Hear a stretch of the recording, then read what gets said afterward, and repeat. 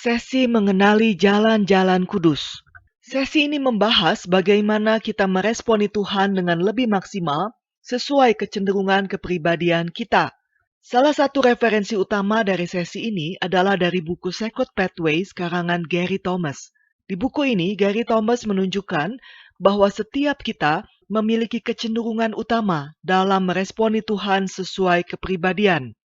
Dalam bidang psikologi, Carl Jung mengembangkan 4 profil untuk menggambarkan tabiat manusia yang kemudian dirumuskan lagi oleh Isabel Briggs Myers dalam tes Myers-Briggs atau MBTI yang populer sekali.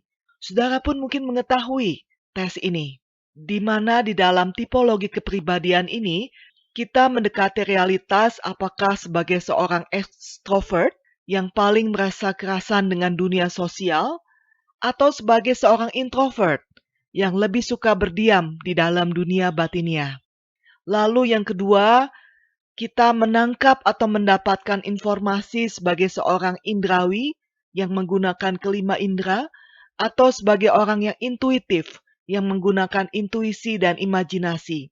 Berikutnya, kita mengatur atau menata data sebagai seorang yang berpikir memakai logika, atau sebagai seorang perasa yang menata data menurut bagaimana hal itu mempengaruhi orang dan berkaitan dengan nilai-nilai manusiawi. Dan yang keempat adalah bagaimana kita menata realitas luar kita. Apakah sebagai seorang yang teratur, terstruktur, dan terkontrol, atau cenderung bersifat spontan, luas, dan tidak teratur.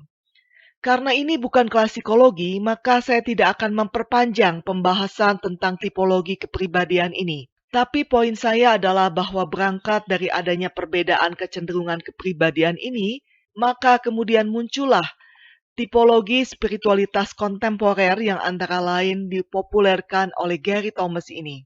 Di sini, Gary membagi cara untuk meresponi Tuhan dalam 9 kecenderungan yang disebutnya sebagai Sacred Pathways atau jalan-jalan kudus.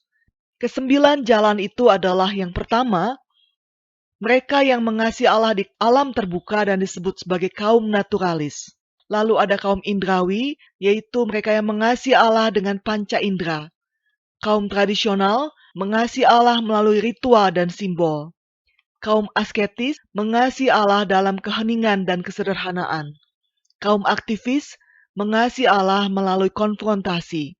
Pemerhati mengasihi Allah dengan mengasihi dan merawat orang lain. Antusias mengasihi Allah dengan misteri dan perayaan. Intelektual mengasihi Allah melalui pikiran. Dan kontemplatif mengasihi Allah dengan pemujaan. Kebanyakan dari kita memiliki lebih dari satu kecenderungan. Tapi kita memiliki kecenderungan temperamen rohani utama ketika berelasi dengan Tuhan.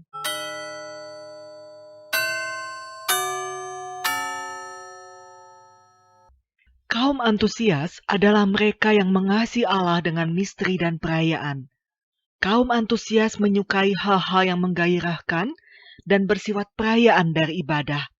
Mereka turut mendorong antusiasme dari para percaya lain, dan umumnya mereka tertarik dengan misteri Allah dan kuasa supranatural.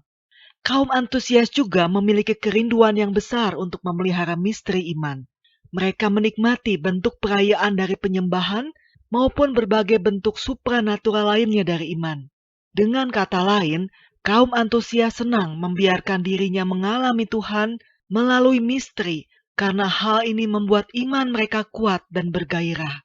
Contoh aplikasi misteri iman melalui penantian menghidupkan waktu doa yang berkepanjangan.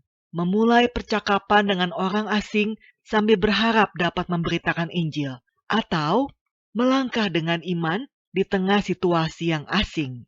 Selain itu, kaum antusias pun biasanya menyukai ibadah yang antusias, kreatif, dan bersifat perayaan.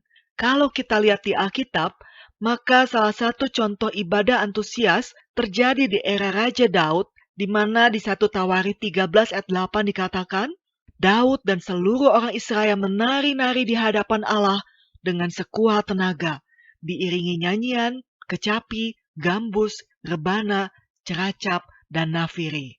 Lubang kejatuhan kaum antusias itu antara lain Menyamakan ibadah yang baik dengan perasaan yang baik. Mencari pengalaman demi pengalaman itu sendiri.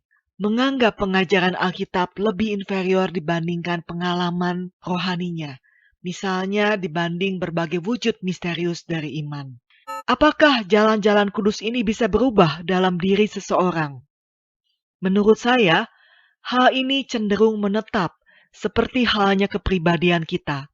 Tetapi kita dapat mencoba berbagai cara untuk berelasi dengan Tuhan yang bukan kecenderungan kita untuk memperkaya dan memperdalam pengenalan kita akan Tuhan dan diri.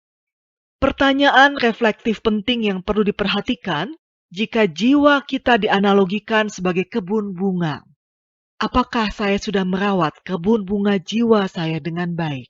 Untuk itu, kita perlu meluangkan waktu untuk mengevaluasi kehidupan ibadah pribadi. Apa yang membuat kita bergairah, bosan, merasa terbebani, atau justru merasa sangat terberkati sehingga mudah menjadi berkat bagi orang lain. Jika kita tahu apa yang jadi kecenderungan diri kita pun tidak akan mudah menghakimi mereka yang berbeda dari kita, atau merasa terintimidasi karena kita berbeda dari orang lain. Demikianlah sesi mengenali jalan-jalan kudus ini. Semoga Anda bisa lebih tercerahkan dan terberkati. Terima kasih atas perhatian Anda.